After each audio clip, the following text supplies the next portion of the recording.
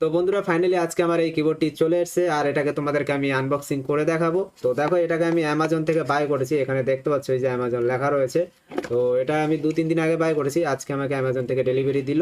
তো চলো এবারে বেশি বেশি দেরি না করে এটাকে আনবক্সিং করে নেওয়া যাক। তো দেখো তার আগে আমি একটা তোমাকে জিনিস দেখাতে চাই, আমার আরেকটি কিবোর্ড রয়েছে, এটাকে আমি এখন বাই করতাম না কিন্তু বাই করেছি শুধুমাত্র এই দেখো এই কিবোর্ডটার অবস্থা দেখো তোমরা। এটা কাটতে কাটতে দেখো কত বড় তার ছিল, মানে ইঁদুরে কাটতে কাটতে এত ছোট বানিয়ে ফেলছে। এই দেখো কত জোড়াতালি দেওয়া রয়েছে এখানে। হ্যাঁ, বাট এখন আর এটা চালানো সম্ভব না, ঠিক আছে, যার জন্য আমি একটি কিবোর্ড কিনতে মানে বাধ্য হয়েছি। আর তার জন্য আমি এই কিবোর্ডটাকে বাই করছি, ঠিক আছে। এটা কিন্তু দেখতে পাচ্ছ এই যে অ্যান্টি স্পোর্টের, এই যে এখানে দেখতে পাচ্ছ এই কর্নারে অ্যান্টি স্পোর্ট।